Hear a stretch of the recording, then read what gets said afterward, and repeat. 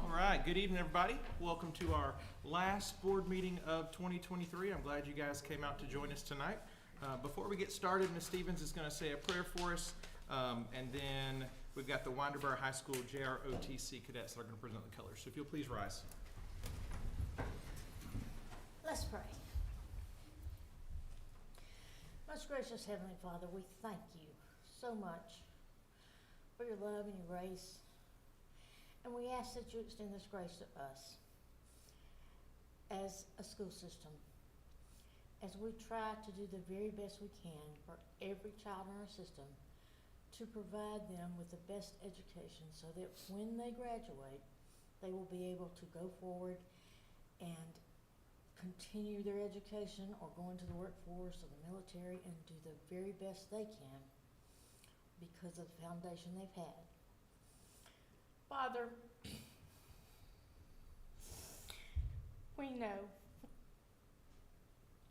that there's a whole lot going on in this world that's not good.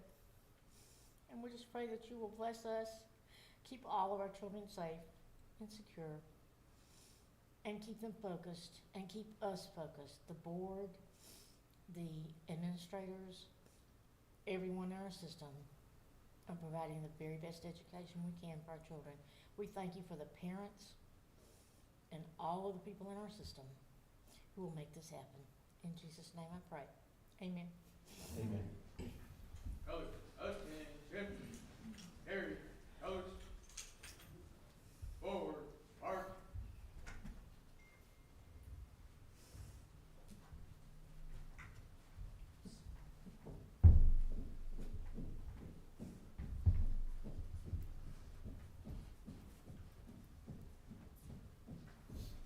Forward, march.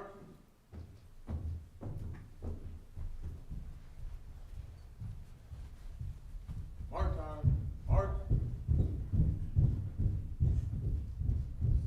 Colors, hold, post, colors.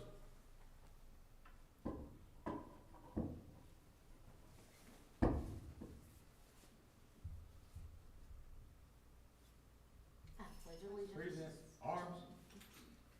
I pledge allegiance To the flag of the United States of America and to the republic for which it stands, one nation under God, indivisible, with liberty and justice for all.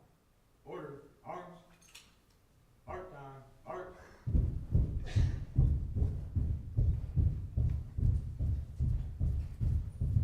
Forward, march.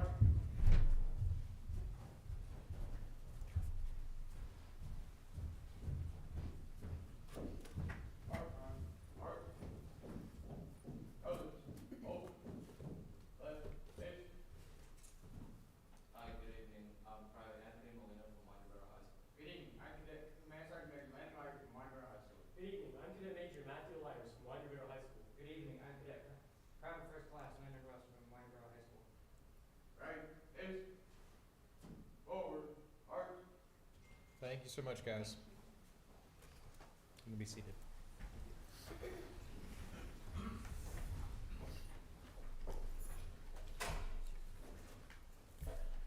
All right, at this time, I'd like to request a motion for approval of the minutes from the November 7th, 2023 regular board meeting, the November 9th, 2023 call board meeting, and the November 28th, 2023 work session and call board meeting. So moved. Second. Ms. Stevens, Ms. Maloof, all in favor? Okay, motion passes. Next, I'd like to call for approval of tonight's agenda. So moved. Second. Ms. Maloof, Ms. Stevens, all in favor? Okay, motion passes. And then lastly, I need approval of the consent agenda as presented. So moved. Second. Ms. Stevens, Ms. Hendricks, all in favor? Motion passes. Alrighty, this month, Ms. Bramlett, myself, and Ms. Maloof went and toured Bethlehem Elementary, Auburn Elementary, and the Alt School for our Clean and Safe Schools visits.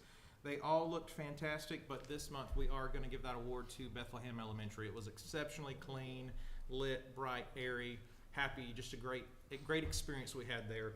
So congratulations, Bethlehem Elementary, for being December's winner.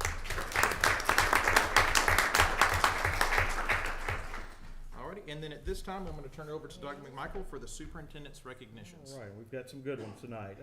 Start off with our custodial recognitions. Mr. Furno, if you'll meet me down at the podium.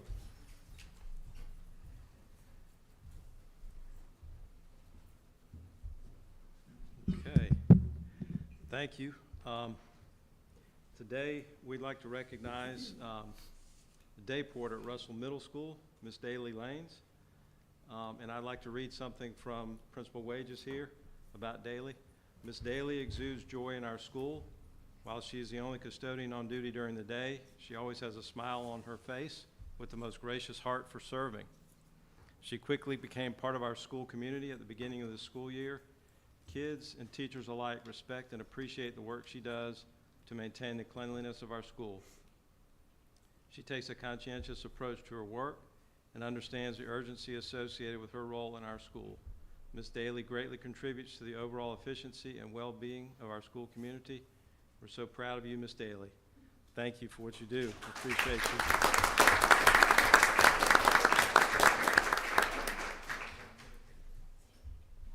Thank you.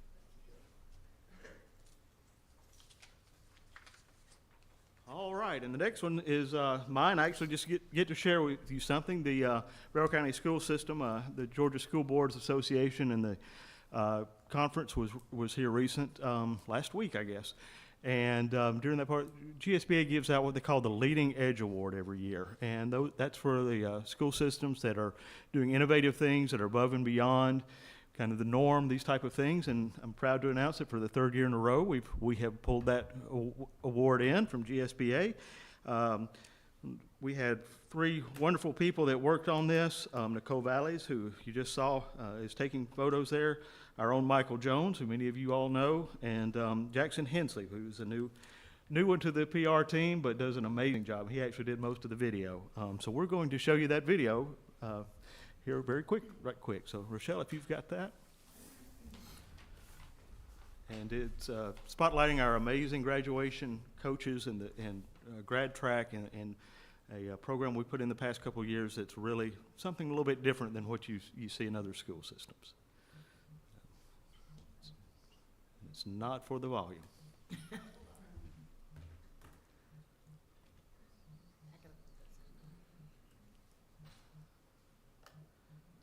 All right. Somebody grab James.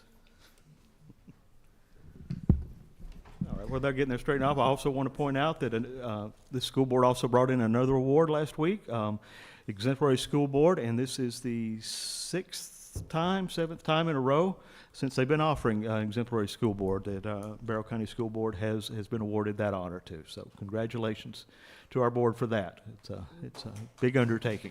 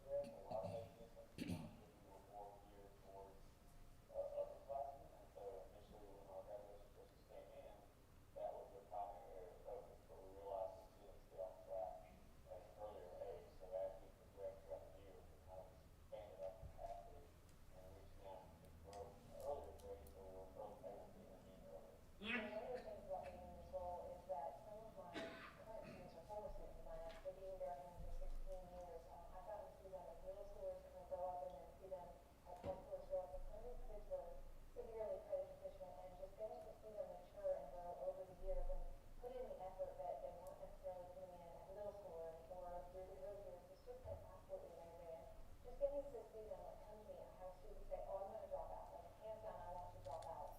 And then we talk about he was wanting to work, and instead of dropping out, he's been working at home, he's a straight A student, he's going to walk across the 50-yard line today. So just getting to see that, just kind of goes from the ability to come in and just be open and honest about what they want and tying that into ways to support them. Again, with what Barrow County has to offer is amazing. Getting kids that were, again, going to drop out and now they're getting learning certificates and going to be an option B student. I mean, it's huge to see them just turn around and go from just feeling despondent, like I can't do this, to being open and honest, having adult care and saying, okay, you can do this, and then daylight efforts, and they're coming to school and they're showing up, and when they have a misstep, they come and they like, is this going to affect me? Like, no.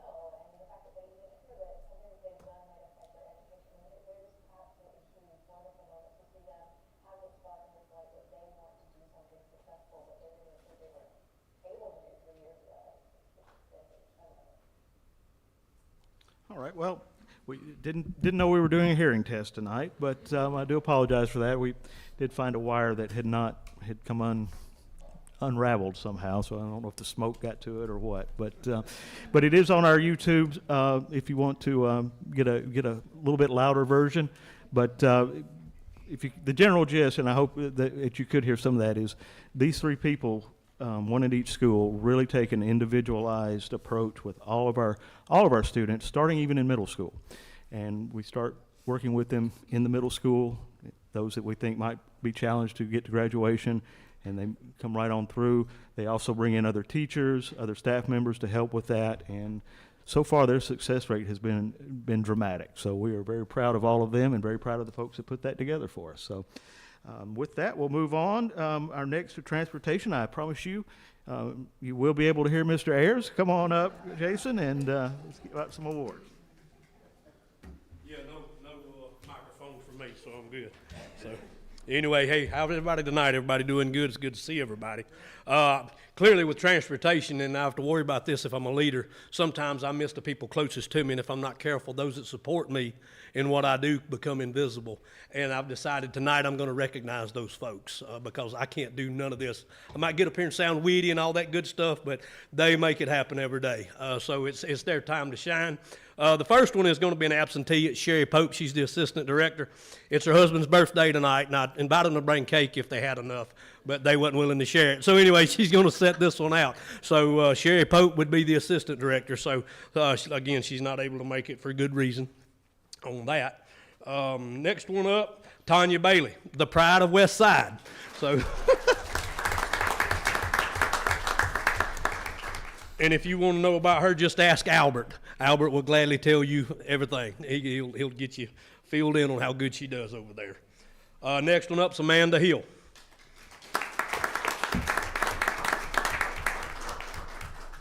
Now they represent the Appalachia side. These are the two that work on that side over there. Next one up, Ramona Scheller.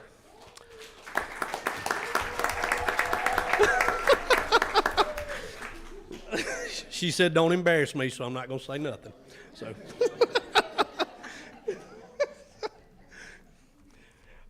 this is a new one, a new star member of our team, Connie Chapman. She comes to us. She's got over 20 years experience out of Gwinnett County and just really enriching our team really good with all the experience and everything. So definitely already in 6 weeks has already solidified a place, solidly in the group.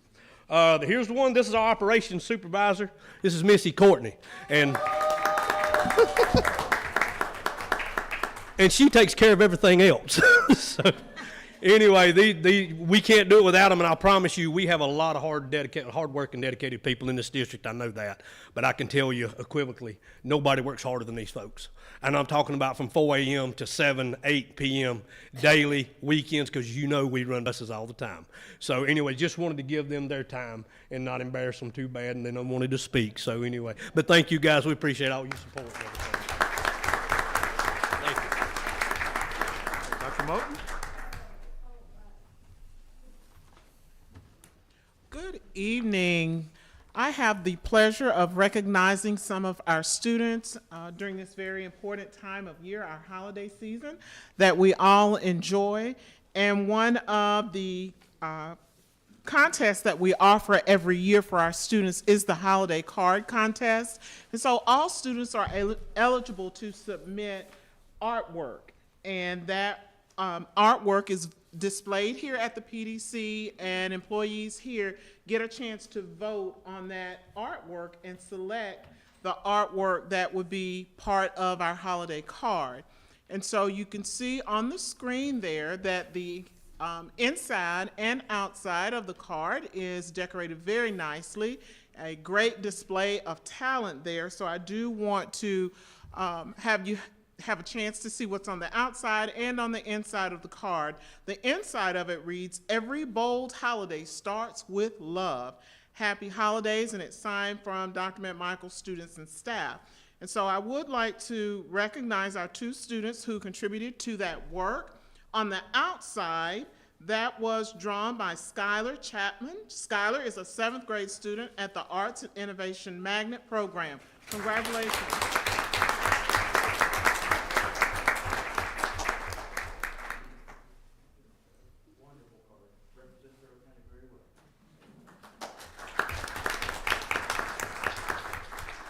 Skylar, am I correct? This is not the first time you've won. You won last year. Congratulations. Congratulations. And on the inside, our message was designed by Araya Tao, a 6th grade student at Arts and Innovation Magnet Program.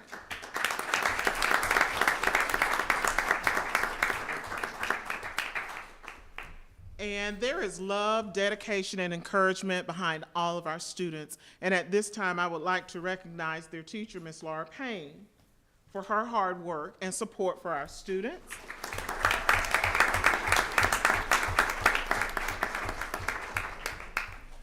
So our winners and Ms. Payne, you have some goodies on the inside of your bag, and all of our students who submitted entries also receive a gift card from Zaxby's as well. So with that, on behalf of Dr. McMichael and Mr. Holman at AIM, I would like to congratulate all of you and thank you for adding some cheer and some design to our holiday season. Thank you. Thank you to your families also, and Ms. Valles will take some photos now of you.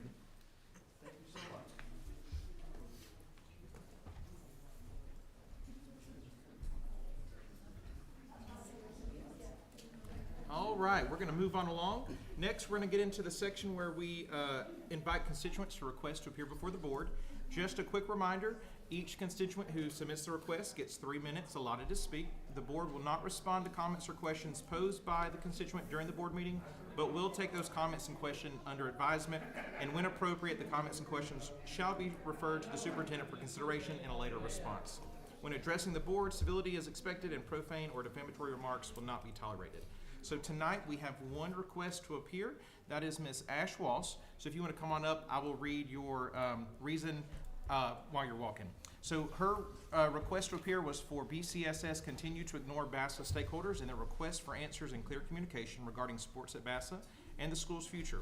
She would like to once again officially request a meeting to take place between BCSS and BASA student stakeholders, and her suggestion for resolution of her concern is to host an in-person meeting for all BASA stakeholders to present concerns. Ms. Walsh. Thank you. Yes, my name is Ash Walsh. Just going to read what I have here. I've mentioned it before, but I'm a longtime parent volunteer with Barrow County Schools. Had my kids at BASA since the school opened. During this time, I've poured my heart and soul into mentoring the kids there. So I want you to know that I am really plugged into this community. Grew up here. I love the kids, and I want what is best for them. And I know you do too. So that's why I'm here and presenting this. So in case you forgot, you probably didn't, but on October 3rd, I stood here and I asked for a meeting to take place between Barrow County Schools and BASA stakeholders. I asked for the meeting for a reason, and it's because parents at BASA need answers. Since 2019, BASA families have been fed promises and ideas of an innovative magnet school with incredible and unique learning opportunities. And we've loved it there, but there have been some issues. Unfortunately, hardly any of the things we were told that would happen at the school came to fruition. As far back as 2020, parents started noticing things quietly changing just things being manipulated against, manipulated a little bit in the school. And we began to ask questions about those things, but the questions have fallen on deaf ears. And that's for a lot of us. We've been ignored and given vague responses, and I don't feel like this is because anybody is intentionally being this way. I just think that there's a lack of communication. So we're just asking for clarity. BCSS stakeholders have had enough of the runaround. We need clear communication. We need answers about the sports that we've been asking about. We need answers about accreditation. We want concrete timelines and transparency. And we don't expect you guys to have everything figured out, but we expect you to hear us and respect that you work for us and for our kids. And so I'm asking you to please schedule a meeting between Barrow County Schools and BCSS stakeholders. Please have a meeting to address our concerns and our questions. Like we don't expect you to have everything figured out, but we do need to know that you're listening and that we have these questions that we asked so many times and we just can't get any response. So please host a meeting, hear us out, hear what we have to say about our kids and their education there at the school, what we feel like could be improved, and maybe some suggestions. Just hear us, please. Please schedule a meeting. That's all I'm asking. Thank you. All righty, thank you so much, Ms. Walsh, for attending tonight. I would just like to make one comment on that. We had a great meeting with Dr. McMichael, Dr. Darby, Mr. Sheeman, Mr. Cooper, and the parent liaison, Jason Carruthers, regarding the track and field program, and they are going to be scheduling a meeting sometime late winter, early spring for parents to come out and voice those concerns, ask questions, and kind of get some more of that clarity. And just, we appreciate the stakeholders' comments and desire to be a part of it, so thank you so much. And also, I'll make one quick comment. It's, the school, the district leadership team actually met yesterday. We hadn't even had a time to finish the minutes up and met and overwhelmingly voted for the track and field to move forward. So I just wanted to let, if you all hadn't heard that, I wanted you to know that that actually happened just yesterday. So we're well on the way to making sure that the kids get what they need. Awesome. It's great to hear we're making progress on that. Alrighty, so moving on along, we're going to jump into the superintendent's department reports. We will start off with Dr. Bowen with student support services report. Thank you, Sharon. Alrighty, thank you, sir. Alrighty, next we'll invite up Ms. Houston for the business services report. All right, good evening. Tonight we'll go over the SPLOST schedule, or the SPLOST receipts. For the month of November, we received $1,749,720.81, which is up 3.6 from the previous year, and you can see all the prior years there. And the graph is always a good little visual to look at. For our general fund, our fund balance at 11/30 was $95,921,000. Of course, it's going to be very high because a lot of our property taxes have come in, so we'll be spending that along the way. Year-to-date revenues are $96.1 million. Our year-to-date expenditures, $75.8 million. The month-to-date revenues, $49 million. Of course, that's a lot of property taxes that came in. And then our month-to-date, for November expenditures were $15.4 million. We're at 42% of the year, and as you can see, the green is above the target line and the red below, and we always like to see that. Ms. Stevens, we have received 73% of our property taxes. Thank you, Jennifer. Yes, ma'am. All right, for our other funds budgets, our special revenue fund, our year-to-date revenue, $8.6 million, and our year-to-date expenses, $9.3 million. For our capital projects, this is for the year-to-date October, is $13.8 million, and we've spent $14.8 million. And then for our debt service, we've received $7.1 million, and we've spent $9.3 million. And that's all I have tonight. Do you have any questions? Thank you. Thank you so much. Alrighty, next we have the system operations report. Mr. Purnett?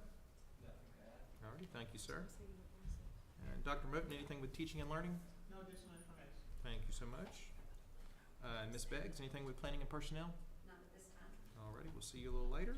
And last but not least, Dr. Thompson with strategic information services. All righty, thank you, sir. All right, we don't have any clarification of old business or new business. Can I get a motion for authorization for committees to meet? So moved. Second. Ms. Stevens, Ms. Hendricks, all in favor? Motion passes. At this time, we're going to go into executive session to discuss or deliberate upon the appointment, employment, compensation, hiring, disciplinary action, or dismissal, or periodic evaluation or rating of a public officer or employee, or to interview applicants for the position of superintendent. Yes. Yes. No. I'm just joking, yes. Yes. Yes. Yes. Yes. Alrighty, guys. We will go into, you guys can stay here, we're going to go into the executive session.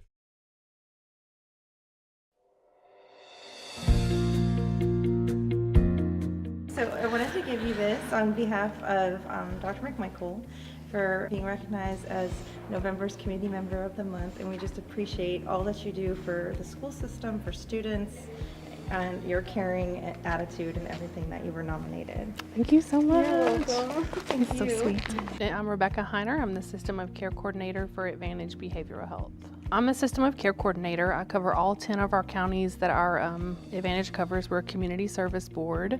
So my role is to kind of step in and help fill the gaps with youth and families. I work with ages 5 to 26 and their families. And with Barrow County School System, just having the opportunity to collaborate with Jeanette and other school social workers and school staff to assist with high acuity, high risk kiddos, and kind of stepping in to help the families through transitions to where otherwise they may kind of get lost in the mix of things, or just essentially providing that extra layer of family support to make sure that the kiddos and family can reach stability and reach their goals ultimately. So Rebecca is our go-to person, specifically with Advantage Behavioral Health Systems.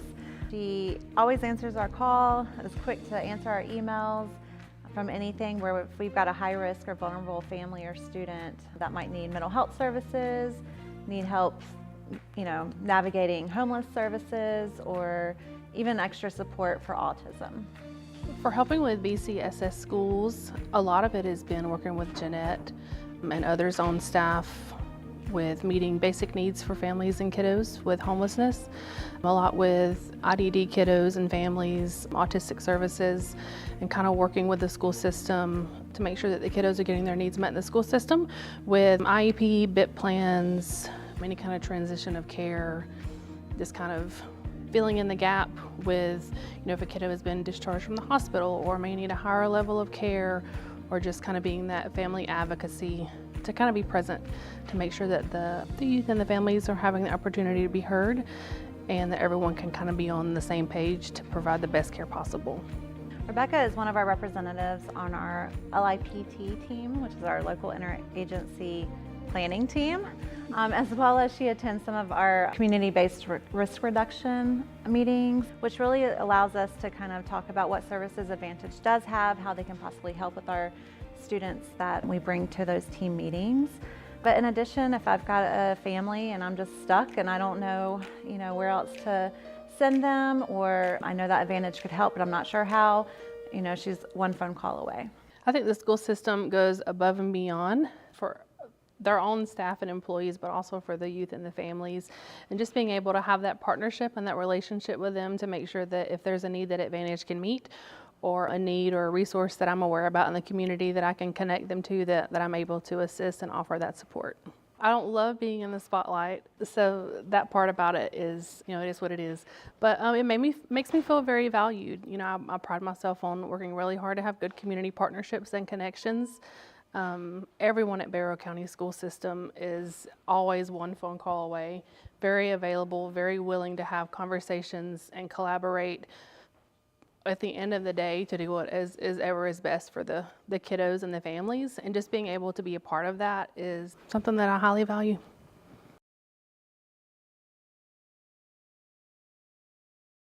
I'm Paul Thornton.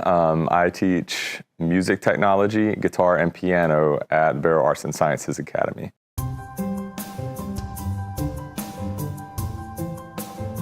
So music technology is basically music production, recording studio things. We do anything from composing music electronically, live recording in the studio. So in this lab we have 24 stations. Each station is equipped with a computer a MIDI controller where they can do their editing and composing in this lab.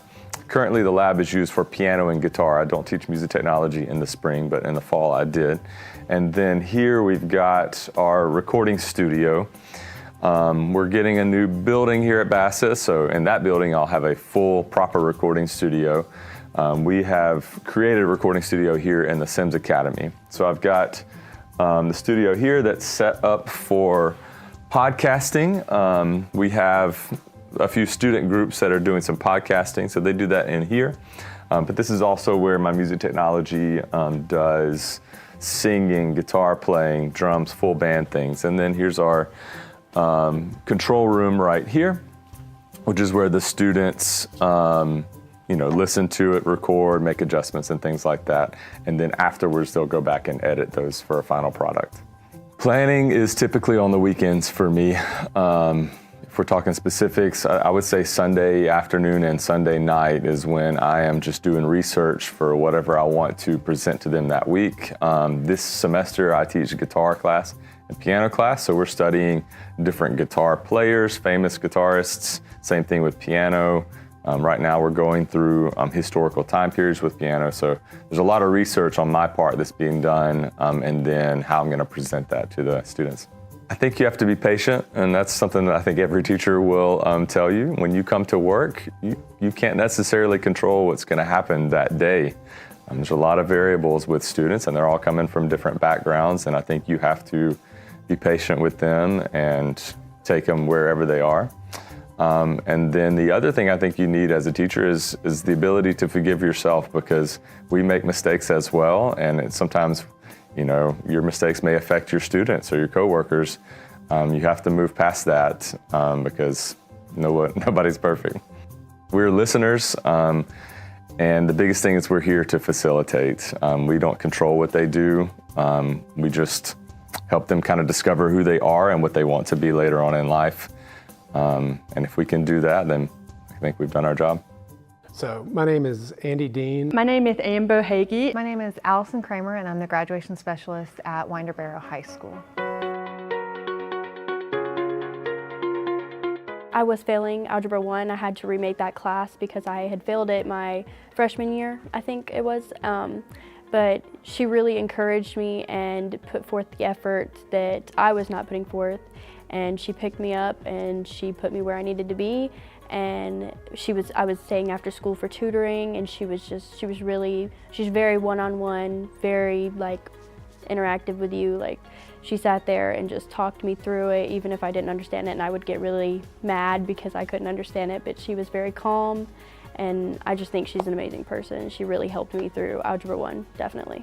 Graduation coaches, the way we're doing them now, differ a little bit from kind of what we've seen in the past, in that graduation coaches, basically pick up seniors, work with those, maybe some second semester juniors, and work with them to get them caught up on credits, these type of things, get them through. And these folks do that, but it was really designed to start earlier than that, middle school, freshman year, those type of things, to go ahead and help students get a plan and stick to the plan. The best thing is just the support that Mr. Dean brings is really kind of the best thing. So if there's ever any trouble or any issues, especially with students being in their fourth year, their math class, their senior year, they've got, it's the one they've got to have, to be able to graduate.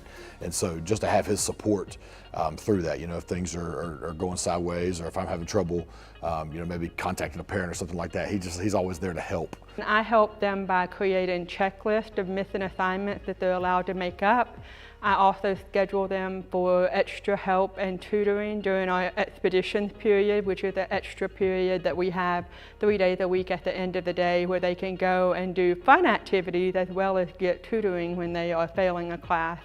And I also reach out to parents, because a lot of times that's the key missing piece, is that the parents aren't even aware that their child is failing.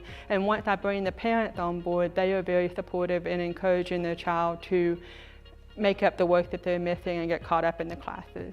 A lot of times students that I work with don't have the greatest self-advocacy skills, and that's something that I work on and kind of try to bridge the relationship between the student and the teacher, so that one, maybe the teacher's not aware that the student does need that extra support, but two, it also kind of equips the kids with tools to be able to go to a teacher with appropriate language saying they need help, because sometimes students don't quite know how to ask for help, and so that's one of the things that I'll work with them. Okay, so we have always had systems and procedures in place to monitor students as they progress. A lot of those systems, to be honest with you, were more geared towards upperclassmen, and so initially when our graduation specialists came in, that was their primary area of focus, but we realized that students get off track at an earlier age. So as we've progressed throughout the years, we've kind of expanded our capacity and reached down into the earlier grades, so we're able to intervene earlier. So one of the things about being in this role is that some of my current students or former students of mine, after being in Barrow County for 16 years, I've gotten to see them as middle schoolers kind of grow up and then see them as high schoolers grow up. And some of these kids were severely credit deficient, and just getting to see them mature and grow over the years and put in the effort that they weren't necessarily putting in as a middle schooler or through the COVID years has just been absolutely amazing. And just getting to see them like come to me. I had a student say, "Oh, I'm going to drop out. Like hands down, I want to drop out." And then we talk about it, and he just wanted to work. And instead of dropping out, he's doing work-based learning. He's a straight A student. He's going to walk across the 50-yard line today. So just getting to see that just kind of growth and the ability to come in and just be open and honest about what they want and tying that into ways to support them again with what Barrow County has to offer is amazing. Getting kids that were again going to drop out and now they're getting welding certificates and going to be an option B student. I mean, it's huge to see them just turn around and go from just feeling despondent, like I can't do this, to being open and honest, having an adult care and saying, okay, you can do this, and then they light up and they're coming to school and they're showing up, and when they have a misstep, they come and they are like, is this going to affect me? Like, no. And the fact that they even care that something that they've done might affect their education. I mean, they're just absolutely huge, wonderful moments to see them have this spark and this light that they want to do something successful that they didn't even think they were able to do 3 years ago. It's been huge. I love it. All right, my name is Connor Manning. I attend Winder Barrow High School as a senior, and I went with TSA to nationals. TSA is the Technology Students Association, and we work on completing projects, engineering-based, and competing in that field. I originally started TSA in 10th grade. I took engineering as a 9th grade class, and I fell in love with it, so I wanted to pursue that further, so I joined the club. So I made a 1/4 inch to a foot scale model of a yacht, a 45-foot yacht. It sleeps 4 to 6 people. It is equipped with a bathroom, a kitchen, and extra storage. It is also solar powered, so all the electronics on the boat are controlled by solar power, and the engines are hybrid engines, so it can reuse the solar power and the electricity produced by the engines to power the boat. I had to learn a lot about 3D modeling further than I ever had before. It took a lot of effort and practice to get organic shapes and such finishes that it actually looks like a boat and not just some amalgamation of plastic. And through TSA, I learned further how to expand my skills in that, as well as in laser cutting and engraving. It helped me with that, and also my attention to detail has greatly been expanded, as it took a lot of hard, tiny little fixings of stuff to get it to look nice. Winning nationals was a really relieving thing for me. When they originally called us up, they called the top 10 people up on stage, and they started from 3rd place to 1st place. When I heard my name not getting called 3rd or 2nd, I was kind of getting stressed out. I was like, I probably didn't place. And then the final, it was 1st place, and they called my name. Just hearing everyone clap and the cheering of thousands of people was just really relieving and really uplifting. My next steps, hopefully nationals bound this year. I am going to do hopefully another transportation-based engineering project. I want to thank my coach and my team for helping me with doing all of this and just helping me push through such a hard experience of getting everything done.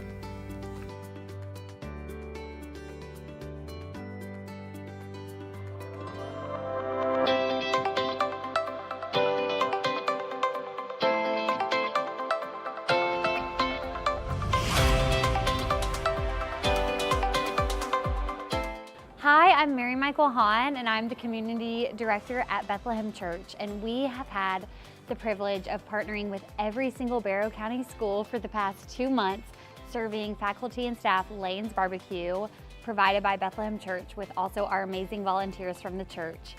It has been such a joy to get to be in every school, to see all the faculty and staff and the joy that food can bring to people. And it's been amazing for our volunteers from Bethlehem Church to be in these schools, to see some of their kids, grandkids, family members. I love the partnership that we get to have with Barrow County Schools, because every time I get to do it, I leave grateful. So my name is Virginia Fullwood. I'm with the Georgia Ag Experience from the Georgia Foundation for Agriculture. My name's Ashley Lowry, and I'm with Farm Hero Barrow County, and I'm the office manager. I'm Elizabeth Shirley, and I'm with Barrow County Farm Bureau, and I'm the agent secretary.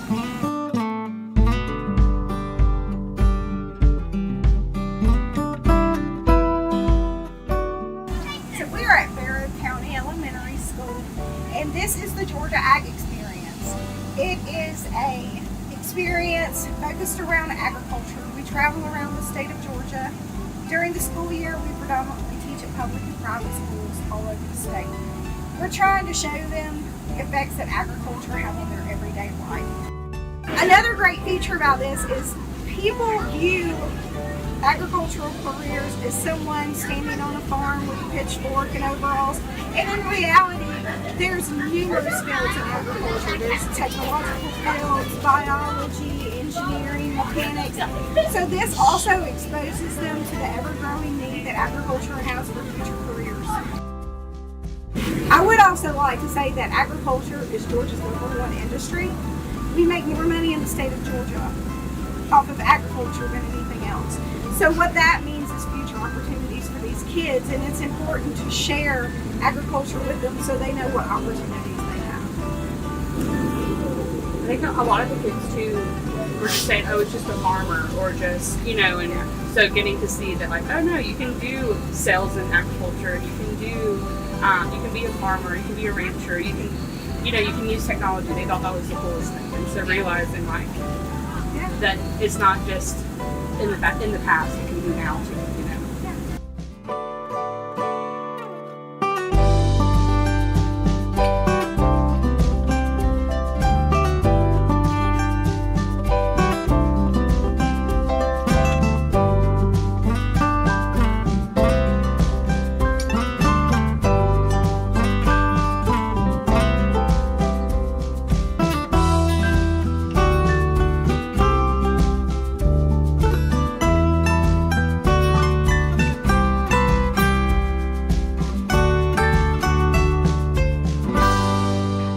Hutchinson, and I am the digital coach and a 8th grade science teacher, as well as the honors advanced science teacher for 8th grade. And I've been at Heyman Morris for about 7 years, or 6 going on 7 years, and before that I was at North Paulding High School for 3 years. So I have taught a range of sciences. Here at Heyman Morris, I've been 8th grade physical science and the 9th grade physical science the whole time. When I was at the high school, I taught physical science as well as chemistry and environmental science and earth systems, with chemistry being my main focus while I was at the high school setting. It's really hard for me to give one piece of advice. I think it takes a very special person to not only teach, but to basically survive teaching and do well and want to keep teaching. That's a big part of it. And I think that all comes back to having an open mind, being willing to try new things and adapt and evolve, and, you know, every day is going to be a different challenge, and sometimes those challenges surprise you. So you got to be ready to try something new just on the spot.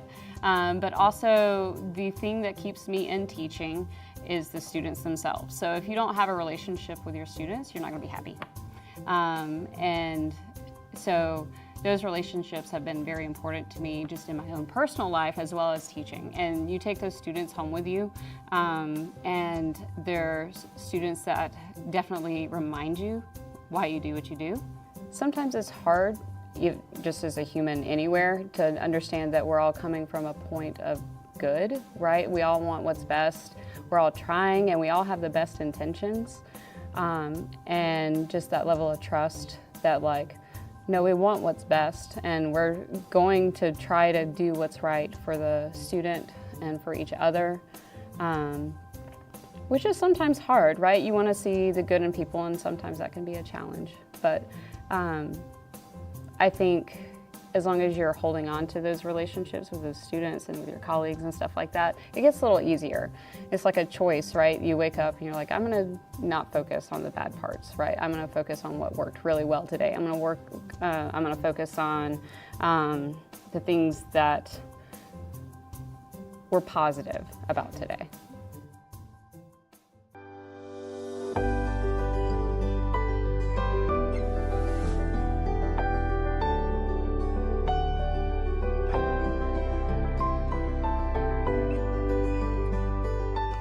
Our newcomers, these young men and women and their families, they come to this country, to Barrow County, to our schools, with gifts and talents and ambitions and dreams, and we do our best to meet those needs so that they can create the lives of their dreams, but also because we know without a shadow of a doubt that our community and our county is enriched by having them here as part of our community. Newcomers Academy has been a great first step for most of those kids to come in, get acclimated, work with really dedicated, focused teachers, doing what we do here in Barrow County, which is meet those kids where they are and then take them forward to be the best students and have the best educational experience that they can. When our students come in, they're very shy and very quiet. They don't want to communicate at all with you. They're very uncomfortable. My first day in school was difficult for me. I didn't understand the English in here. I don't know what happened in this moment. I didn't know about the culture. I needed to learn how to treat Americans and how to treat the people here. Everything that was stable is just shaking. And you come to this new country and everything changed. I think it's hard because I'm here without my parents. You lost your friends in your country where you was. I miss my grandma. I love so much her, and I want to see her like one more time if I can. Very scared, sad, depressed, not very confident in myself. I feel so stressed, tired all the time. That's so hard, but you have to try your best if you want to improve. That's why we are here.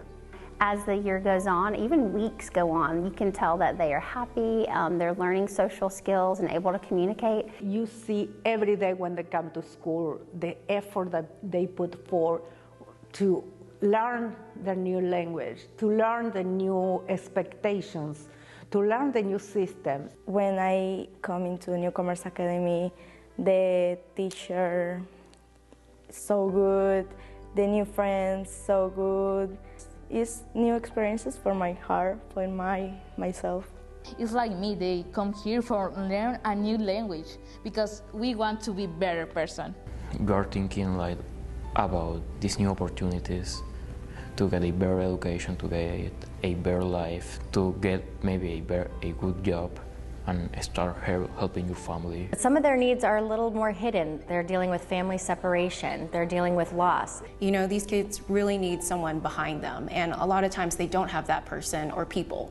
So I think they've done such a great job at this school, just putting themselves behind the kids 100%. It's not just the students that really are served here, it's the whole family. I think it's the best thing to know Newcomer Academy, to be part of Newcomer Academy. They are not just teaching you English, they are trying to teach you how the country is, the culture. I think the most important goal of the Newcomer Academy is to help our students feel accepted. Giving them a space and a place where they can try and make mistakes but feel okay about it, I think is the most important thing. Once they know that someone's behind them, they're stepping forward and doing what they need to do and showing what they can do. It's really taking that piece of being barrel bold and doing what's best for kids. And I see that so much in our Newcomers Academy. It's a real exemplar of what we do there. Many of them are just so hungry to learn.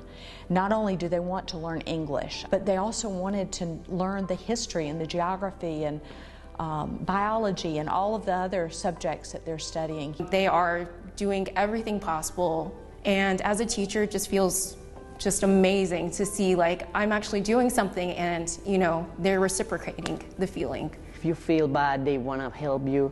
If you feel that you cannot, they want to help you. If you think that you cannot like pass the class, they want to help you. Newcomer is a good thing that happened in my life because this is like we are the family you need to learn. I have a lot of friends, many friends who speak different languages, who's from different countries. It's a very good experience for me. Now I have confidence, like just believe in myself. That's one of the things that always gonna just bring in my heart, and that help you to feel like you can belong here. New Commerce Academy did a lot. Probably it made me the person that I am today. We love the community involvement with newcomer and the involvement of the newcomers with the community. The interactions are priceless.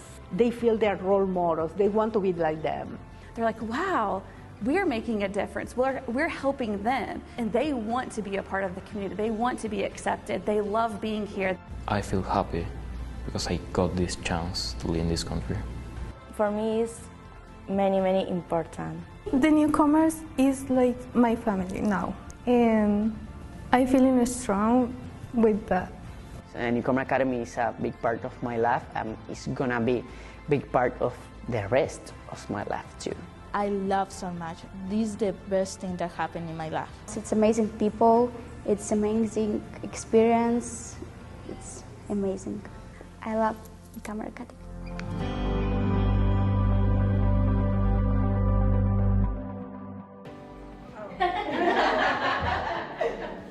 Got some friends here, and I'm here to let you know that you are the Reach Scholar.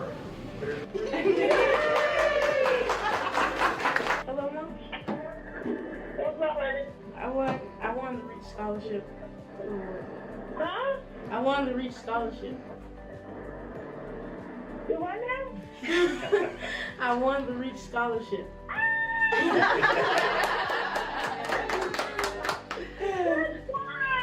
Thank you. Thank you. We want to tell you, here to congratulate you. You are the Reach Scholar winner for Heyman Morris. Well done. We're here to let you know that you are the Reach Scholarship winner. She just asked me that coming down the hall. Hey. Guess what? What? I won the scholarship. Oh, you did? Mm-hmm. Oh my God, that's good. Yeah, you're right. You are the Russell Middle School Reach Scholar winner.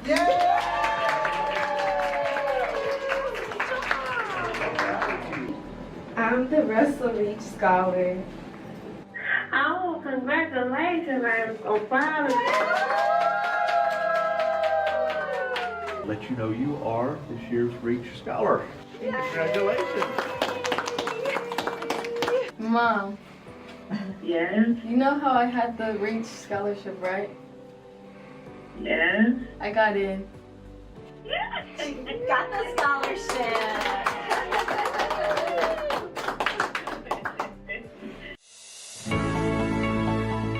The 2023-2024 Barrow County School System Teachers of the Year. Auburn Elementary School Teacher of the Year, Marquita Sims. Bethlehem Elementary School Teacher of the Year, Lisa Reed. Bramlett Elementary School Teacher of the Year, Haley McCain. County Line Elementary School Teacher of the Year, Ashley Borschelt. Holsenbeck Elementary School Teacher of the Year, Mackenzie Holdren. Statham Elementary School Teacher of the Year, Ian Canales.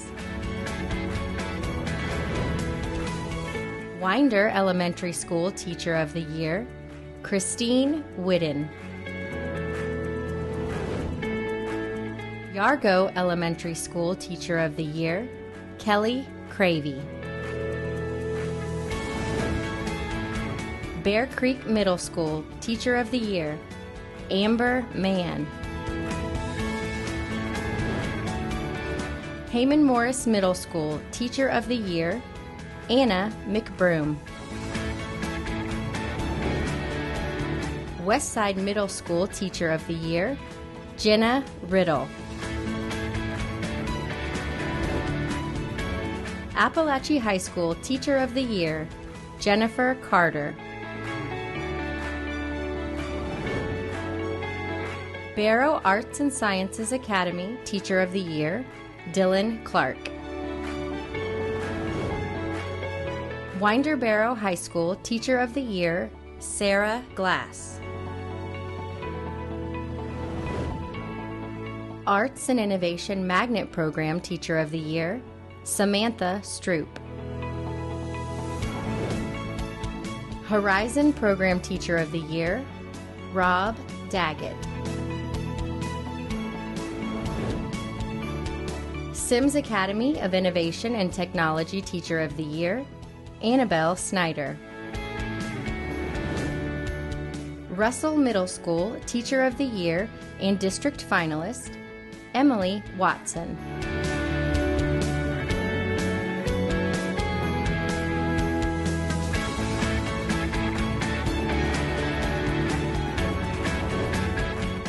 District Finalist, Kate Bertram.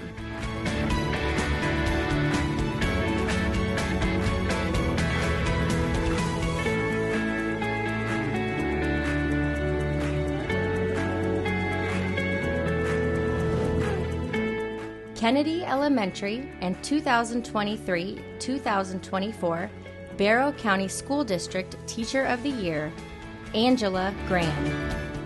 I went into teaching because I wanted to make a difference for students and for teachers. It's my passion to go into teaching. From a very young age, I wanted to work with children and to see if I could help them become a better person and educated as well. But initially, my mom has been my role model. My mom worked at Kennedy for years. She was actually a Teacher of the Year as well. And watching her inspire students, inspire others, just how I grew up, and it was just in my heart to follow her footsteps and inspire others as well. Special education has always been a passion of mine from a very young age. When I was in middle school, I have a cousin that has special needs, and I asked her mom if I could please work with her for a class project that I did. And from that point on, I realized that special education is what I'm called to do. It's my passion in life. You are constantly rewarded throughout the day. There's never a day that you don't get some type of success or some type of reward as you're teaching throughout the day. Awesome job, man! It's watching the children grow from where they start in the beginning of the year to watching where they are at the end of the year. Progress is progress. Doesn't matter how little, how large, as long as the child's growing, it's just life-changing to me. You know, making a difference for them. I love it. I love every minute of it, watching the children grow over the year. 4 + 3 blue equals how much altogether? Kennedy Elementary School in Bear County has just always been a part of me. From elementary school, 4th grade on, I've always been a part of Kennedy. I feel like they've always been supportive of me and supportive of other teachers in the county. I feel like I'm not just a person. They know who I am. They know my name. And they want to get to know their teachers, and they want to make sure that you're successful as an educator as well as your students are being successful as well. They include special education just as well as they do the general education classes. We're never left out, which I think is highly important within the special ed population. And they take pride in that we're included and that our school is successful in including all students regardless of disabilities or the diversity that they have. Never would I've ever imagined or dreamed of becoming Bear County Teacher of the Year. It means the world to me. It means that I'm going to be able to help spread the joy of teaching, loving the kids, working with the kids, understanding the children at a deeper level. I feel like if we understand the children at a deeper level, then they will be successful. They will be able to know that you love them and that you have passion for them and that you will do anything possible to make them succeed. And that's what I want to instill in being a Bear County Teacher of the Year.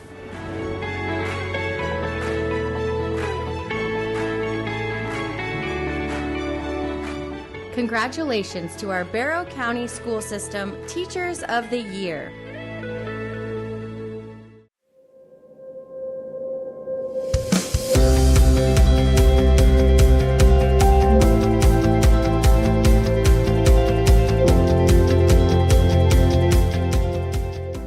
So my name is Elena Lee, and I'm with Northeast Georgia Medical Center, which leads Safe Kids Northeast Georgia. Today, this is our booster seat program. So this program is designed to educate the whole household on booster safety. We start with the children at the elementary school where we host an educational assembly.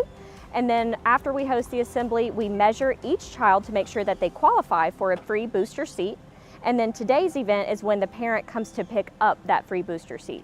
So we've already educated the child, and now we're educating the parent, therefore the whole household. Safety is number one. Child passenger safety is our biggest safety area. Unfortunately, we see that's the highest area of injury among children in our region. So we're putting heavy emphasis on safety and utilizing these booster seats that we're providing them with. So Safe Kids Northeast Georgia is funded by our annual marketplace event. It's a holiday shopping event that's hosted by the Medical Center and presented by Willis Investment Council. And you can help out what we do here at Safe Kids by attending that marketplace event. It's located in Gainesville, Georgia, November 3rd through 5th.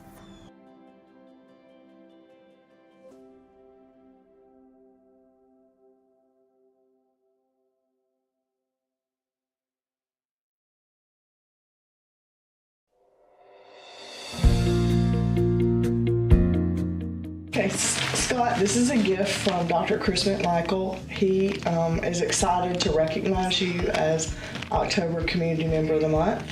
Ms. Pugh nominated you, and we're thrilled that you will let us celebrate some of the great things you do in this community. So I guess y'all know my name is Captain Dakin. I actually enjoy the interactions with the kids. I pick on them, they pick on me, and it's a lot of fun. But I love the way they ask questions. I've had some really good questions out of these students. And I think I make a difference in trying to help them to realize that there's lots of opportunities out there. I encourage them to work hard to get to where they want to be. He's been a guest speaker in our classes for around 17 years, we believe. Yeah. And he was had such an impact on students that they kept asking for him to come back. And so he actually comes and speaks on different topics for all 4 levels of our classes. I had 2 former students, and their house caught on fire several years ago, and they said that they remembered what to do based on him being in our classrooms. It was a little over 29 years ago.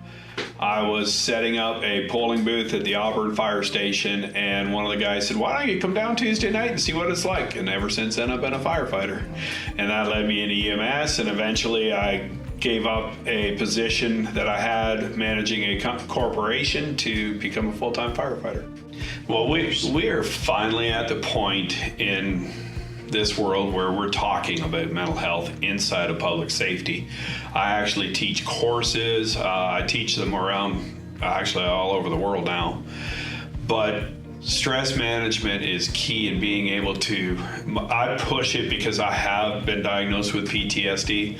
I push the stress management stuff very hard on my folks. And one of the things I tell them is it's not just when it happens. You've got to be open to talk all the time. You create that culture. And we have created a culture inside of the Barrow County is so far ahead of the game on that we've created a culture where you get to talk mental health. We can recommend you to a counselor if you need it, and there's no shame in that. Because what we see, what we do, and just life in general, sometimes you just need a little help.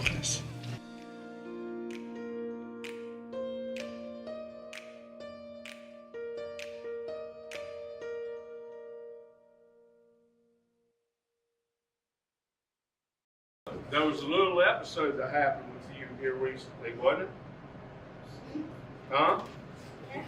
What happened on October 17th? In the afternoon, I think, wasn't it? At night? What happened? His house caught on fire. Did y'all know that? No. You do now. Listen to how important, this is important stuff now.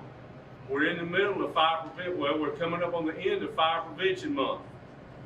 We've probably been out here with fire trucks for third graders. And so you've probably seen us, and you've probably gone through a fire safety educational moment during your school time, I'm sure. If you're not, you will. Yeah, so we try to hit all the third graders and teach them a little something about fire safety. He paid attention. He knew what he was supposed to do. And all these people over here are here to congratulate him on a good job of what he did that day. He alerted everybody in the house and got everybody out of the house. Nobody got hurt. It's important stuff. It's very important stuff to be able to do. He knew exactly what to do. And everybody got out. Yeah. You were in Oconee County. So we have representatives from Oconee County, Barrow County, and Adams-Clarke County here because we all touch some part of being fire safe. Okay? We're good with that? Yes, sir. So what we're going to do is recognize Bentley and his brother. His brother. Come over here. Ain't no big old topper. Were you part of this? You were? Everybody got out? Everybody got safe? The firefighters came over and put that fire out pretty quick? Everybody did a good job. Okay. So what I want to do is, there's a couple of things we want Bentley to get a hold of right quick. Lieutenant, bring me some things up here.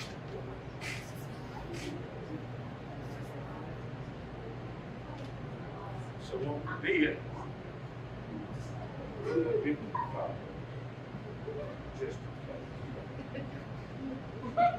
we got Bentley a fire helmet just in case he might need it again. Well, try it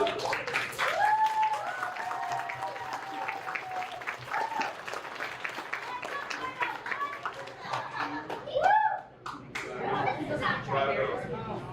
Try it out. Well, let me. Try that. Now, get a picture of that.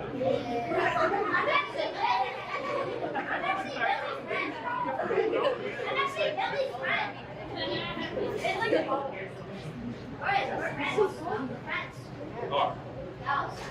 Everybody get it?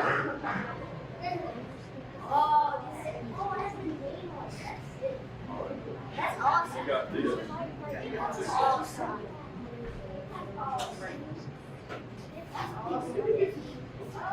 So, I have one more thing I want to give you though.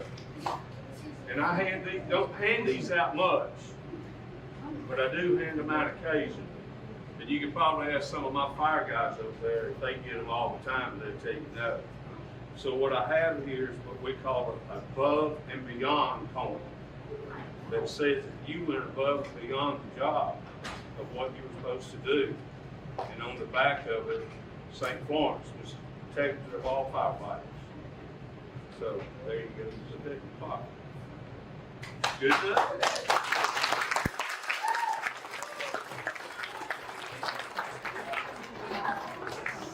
You might have a seat and toss them what it is at the top.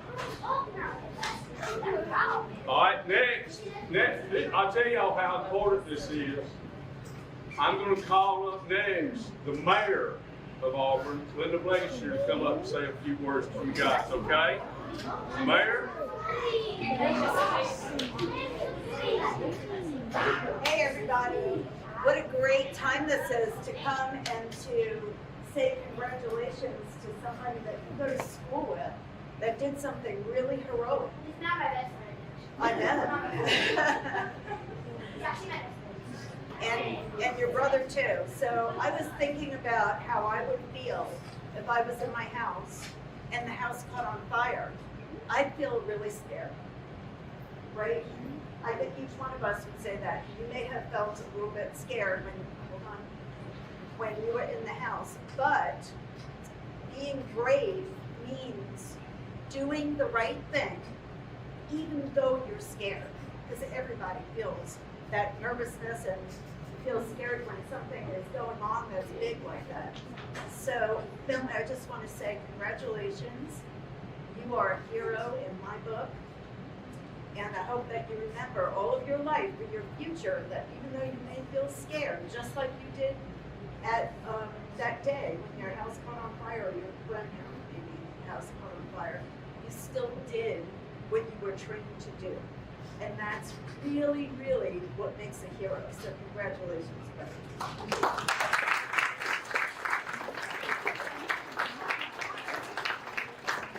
All right, I've got somebody else I need to come up here. He's the commissioner of this district, Commissioner Alex Ward from the Bear County Commission. Commissioner Ward. Good morning, guys. A lot of what Mayor Buttinger said is absolutely right. You know, I would feel the same way if my house caught on fire. I would feel scared, and I can tell you, I know professionals who have trained and trained and trained that sometimes forget their training when it's an actual emergency and in the heat of the moment. So Bentley, the fact that you were able to remember exactly what to do right in that moment, in that emergency, says a lot about you and a lot about your character. And so I'm really proud of what you've done. Proud that you're able to get everybody out of your house. You are, as Mayor Buttinger said, a hero in my book as well.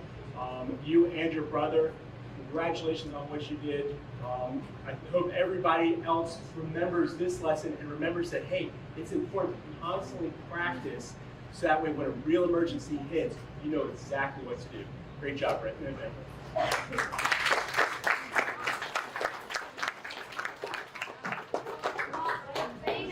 not doing it. Famous. He's getting there. I'd like to call up the chiefs from Oconee County. Come up here, guys. I think they have some swag for you.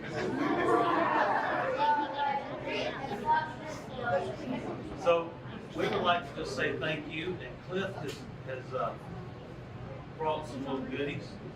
You mind coming back up just a little bit? Well, we got something for you. We also have something for family. Yeah, I'm getting a little hard. So we got to think of what can we bring, and what people always love are t-shirts. We got t-shirts for y'all, and these are our patches that we wear for y'all. And because the family did such a great job in their part in all this, which is also very key, we brought y'all some smoke alarms for y'all's house.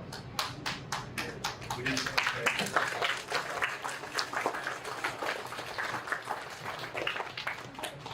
good job, guys.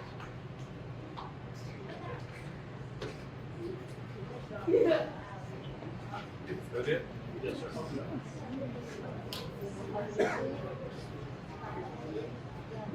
Yeah. He gave us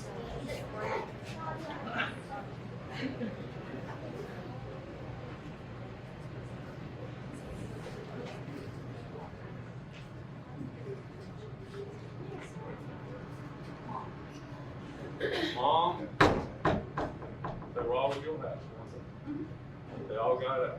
Yes. They all learned. Yes. They did everything they were supposed to do. Yes, they did. That's a win. So we did the right thing. Mom, you did a great thing. Thank you. Thank you.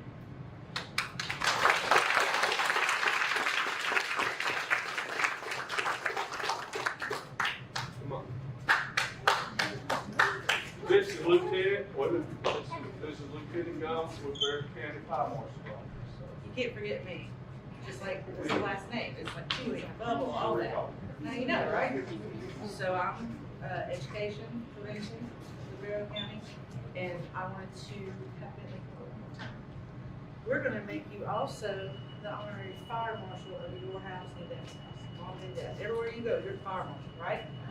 So you gotta check, make sure everybody has what in the house. That's right. And you're just going to show everybody how to test them. Do you know how to test them? Well, you can learn all that. I'll teach you. We'll teach you. Me and Emily, we do that. We'll come out here and we'll talk to you about testing your fire alarms. And you get them out, your home escape plan. If you get outside, if everybody gets outside the house, you go back in for anything? No. No. Who goes back in and gets whatever you're... That's right. All you guys out here, you let them go back in, right? Thank you for doing what you did.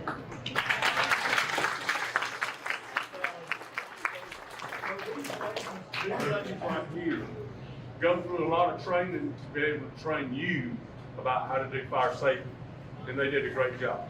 And I appreciate the hard work that they do day in and day out, and salute them too. Okay, so give them a big applause.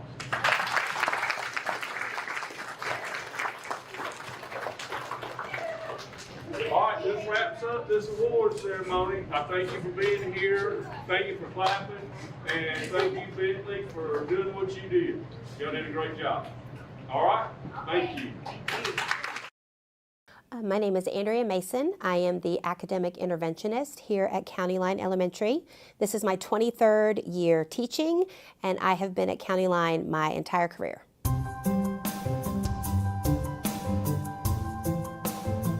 So my role at our school, we have decided to have academic intervention focus on reading.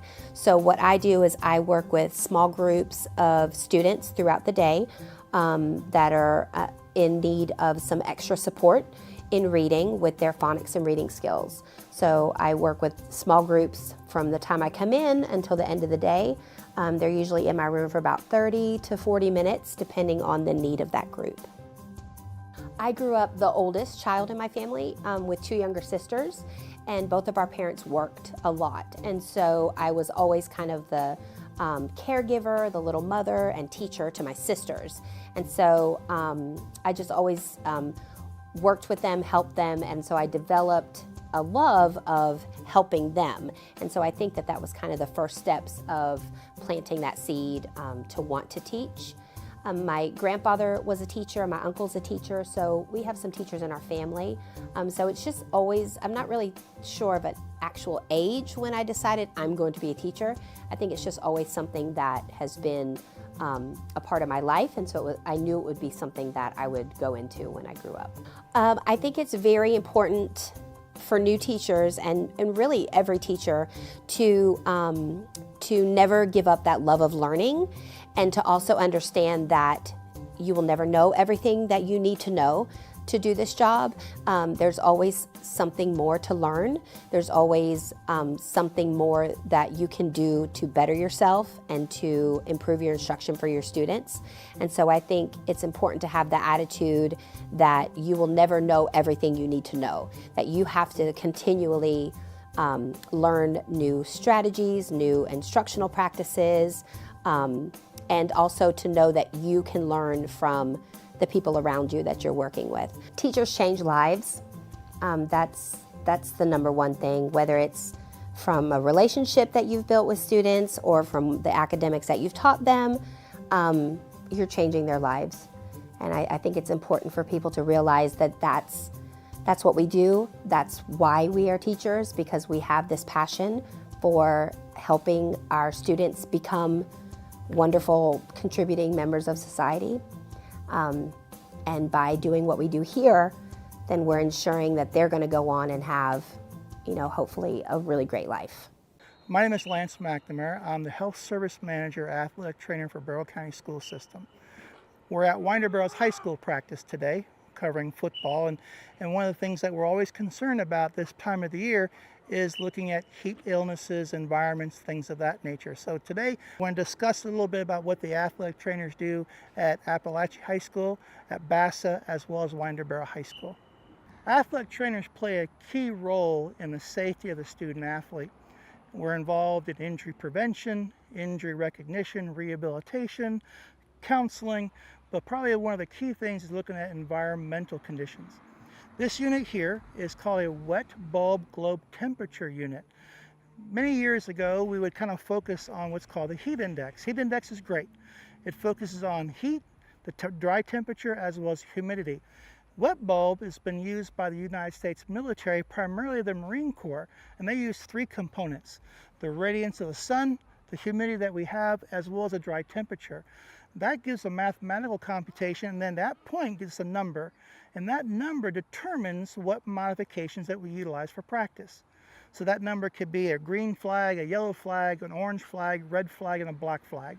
A black flag, when this device gets to 92%, we have what's called a black flag, which means there's no physical activity whatsoever.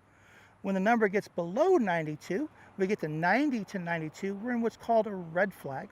That red flag is based upon time. We do not allow athletes to participate in the weather for more than 60 minutes. They have no equipment on whatsoever. But within that 60 minutes of activity, they're really only performing 40. They do 20 minutes of water rest breaks embedded. We get to orange. Orange is from 89 down to 86. Orange means that we just have to watch the at-risk individuals. We be sure that we have at least 4 water breaks per hour within a 2-hour practice. We get down to yellow, which is below our 86, and that's discretionary. We just kind of have to make sure our kids have access to water. We give them plenty of water breaks, and we kind of watch the at-risk. Anything below 82 is called green, which we don't have many issues from that. However, when we get to the score of 88, we also have to set up what's called a cool zone. So over here, a cool zone is that we happen to have a shade of tent. We have a water immersion tank that we can drop 30 gallons of ice water into a tank, about 58 degrees. We then place the individual into that tub and we reduce our core temperature quite effectively. So hopefully we never have to get to that because we are monitoring. We have unlimited water breaks for the student athlete, and because of our athletic trainers and our coaches, we focus on the students. In conclusion, Barrow County Schools is committed to student safety, not just in the classroom, but also in the athletic environment. We have athletic trainers that is their responsibility to work with our coaches to be able to identify potential injuries, whether it be through just competition, play, or the environment. So again, we've got some very good policies and procedures set in place to protect the student athlete. Thank you again, and remember, go Dogs, go Wildcats, go Blazers. Hello, my name is Brittany. My name is Amber Bautista. Gael Garcia. Natalia Toluco. Ricardo Rubio Rivera. My name is Snowy. Tabitha Mitrik. Marco. My name is Rosa. Rene Garcia. Miss Kiara. Juan Martín. Cesar Hernández Muñoz. Alexis Lem. Lisette. I am Jesus. Jennifer Jimenez. Fernanda. Juan Esteban. Satisfabel. Jarisa. I'm Steve Galindo. I'm from El Salvador. The Barrow County Newcomer Academy was established in 2017 with the purpose of supporting high school students as they transition to life in the United States. Since its inception, the Newcomer Academy has served students coming from all over the world with many different language backgrounds. Instructors work closely with students to develop their English proficiency and provide support in their academic classes. Additionally, the Newcomer Academy serves to support students with the many unique challenges of adapting to life in a new culture surrounded by a new language. This means everything from previewing each day's lunch menu and discussing the foods being served, to assisting students in researching and planning for future careers. We accept students from all over the world and become a close-knit family, so their cultures automatically come in with them in organic and inorganic ways. We can put aside the fitting in because they find a commonality in their differences that they're not going to find in the larger high school. Getting to know our students and their backgrounds and sharing with each other, that's kind of like the foundation where we go from, and everything is based on that. Newcomer has been so great in providing that community and those people that they feel comfortable talking to, asking questions, to show them the ropes and just how to navigate the day. And they also work with them on some of their academic deficits, and so when they come back to me in the classroom, I see improvement from them that they got from the Newcomer Academy. When newcomers arrive in the U.S., they are often overwhelmed and apprehensive about their new surroundings. They are in desperate need of a safe space to adjust and an advocate they can rely on. The Newcomer Academy is honored to play this role in students' lives until they feel confident and prepared to move on independently. Even after transitioning out of the program, instructors maintain communication with students, families, and colleagues, allowing for a gradual release into the mainstream classes. First, I didn't want to go to school because I was like, oh, they're going to speak another language and I don't know how to speak it. Leaving friends, leaving family, leaving your background, and moving to a new place, it is hard. Sometimes it's hard because when I try to speak English, it's so difficult for me. When I saw that there was like a lot of people like in my situation, it kind of made me feel like I was not alone. They help people from other countries and they make them feel like part of the US. They make them feel like home. Newcomer students typically stay in the program for 1 academic year, depending on their specific needs. During their time in the Newcomer Academy, students are supported and cared for by our passionate newcomer team, who welcome and respect the diverse cultures represented. The Newcomer Academy instructors work closely with students and families to address specific needs, monitor student progress, and connect families to community resources to help each and every student thrive. The most important goal of the Newcomer Academy is to make our students feel safe, comfortable, and accepted. We want our students to have a place and a face that is familiar, where they know that their needs will be met and that someone will advocate for them. We really become a family, and they have each other to support, to offer the support, and they have us. It takes some work to get through, but that is our daily goal. I care about these students and I want them to be successful, so it makes me really proud when they come back from Newcomer Academy and I can tell that they've been working on certain communication skills or academic skills, and I see them grow so much throughout the course of the year, and it just makes me really proud of them. Allowing them to know that they have our support and our help in any way that they need us is the most powerful thing that we can offer. The teachers are really able to get to know their students, to wrap their arms around them as newcomers, while also teaching them important academic skills and helping them to acquire the language. It's a remarkable program, and it's very important to the Barrow County community. The students and teachers at the Newcomer Academy are a close-knit community of people who support one another and value cultural inclusion. Students learn and grow alongside their peers, who are also experiencing similar challenges of adjusting to new culture and language.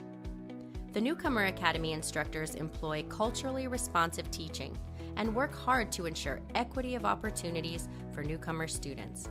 It's a very good program for the people to arrive to the United States. They make feel better and comfortable. The academy is maybe the best thing for people like me. It makes me feel like I'm not the only one that is trying to learn other language and starting a new life. Miss Wilson and Miss Wright were the best teachers that I had in my life. Like, really, they're so nice. When you need help in your class, they help you. It has been a great help for me and to improve my English. The teachers can explain what we know, understand. Our teachers care about us in school and out. I really like the support give me and give us my classmates. It helps a lot and it's a good program. Each day you're gonna be there is gonna be better. During the 2020-2021 school year, the Newcomer Academy expanded to serve elementary and middle school newcomers through virtual learning environments. The next few years will continue to show growth as the program expands to reach and serve newcomers of all ages. Working with newcomers is challenging and rewarding work.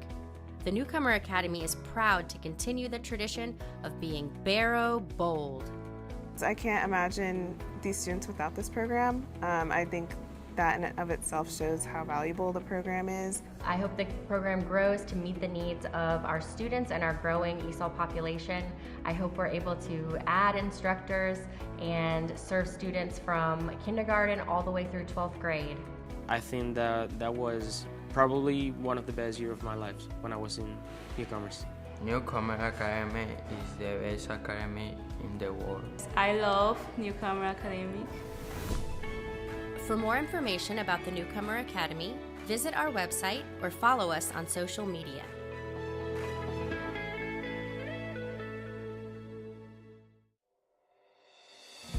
From Dr. Kristen Michael, and he is recognizing you as September Community Member of the Month for all the behind-the-scenes things that you do.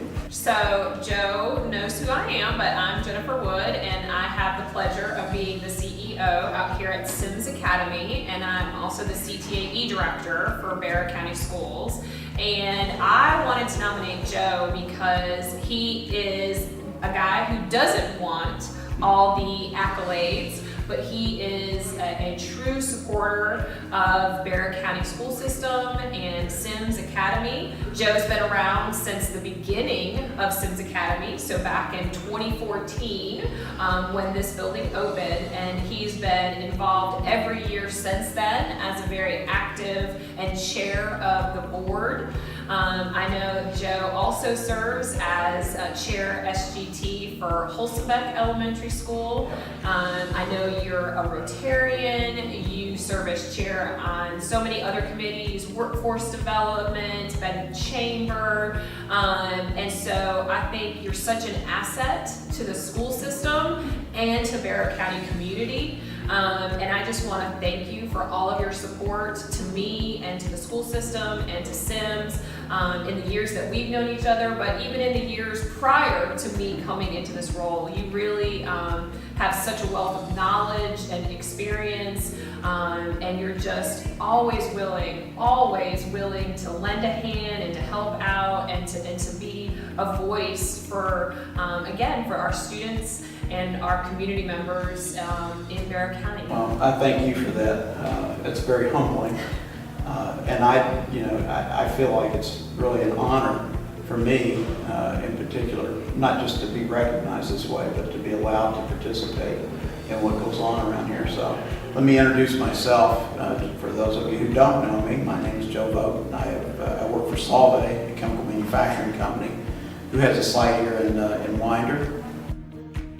I don't do any of this for recognition, and in fact, many times when I sit and contemplate the things that I do, I'm not sure that I actually do anything. I go to a lot of meetings, right? Jennifer made comment of the fact that my experience is pretty deep, and it is. In manufacturing, that's everything I've ever done since I walked out of college. As I said, I go to a lot of different meetings. I'm involved with a lot of different people, and when you take the time to do that, you have the opportunity to connect a lot of dots in this community that other people might not be able to do. And I've tried my best to connect those dots to the benefit of the community. And I think that after 20 years, it's starting to be an opportunity here to do that. So I finally realized that it wasn't necessarily the case that I needed to make things happen all the time. What I needed to do is put the right people in the same place and let them hear all the same things that I was hearing. And that has really been, if there's any contribution I can point to, that would be it. I think a lot more people in this community are educated about workforce development. They're a lot more knowledgeable about the advances that Barrow County school system has made over the past 20 years. And if I get the right people sitting in the right room and get a chance to talk about that, I do. And thank you. Yeah.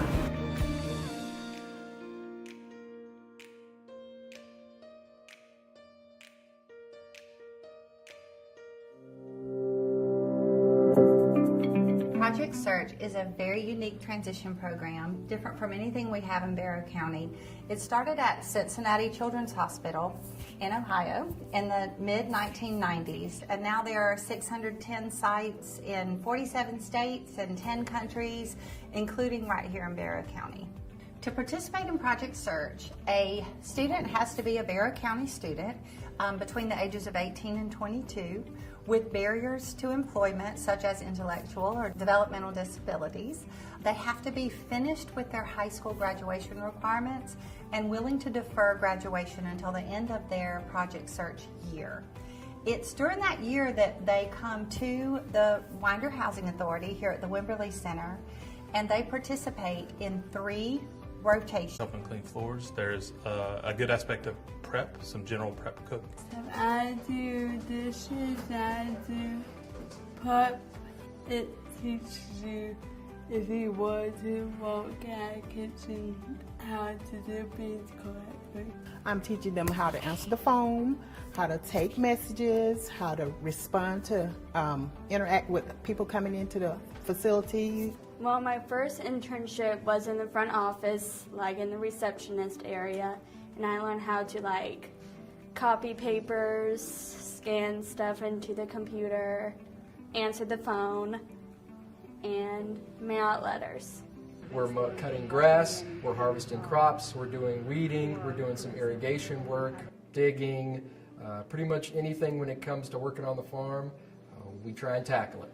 Well, my first internship, I learned how to cut grass, which I never learned how to do that.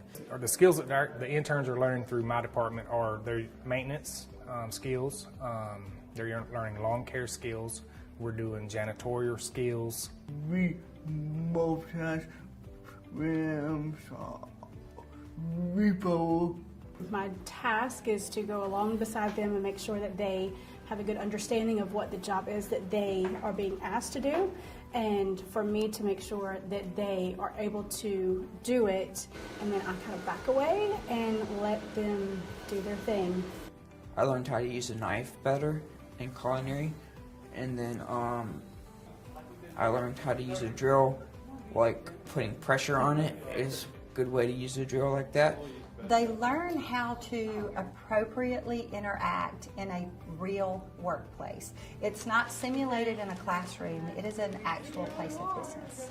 We go over important topics like interview preparation, resumes, how to keep a job, job searching, how to deal with conflict resolution, work with different bosses, just a lot of different topics to prepare them for the workplace. A lot of the things that our employees are doing, a lot of repetitive tasks and things of that nature are things that we are able to have the Project Search students handle, and they do it quite well.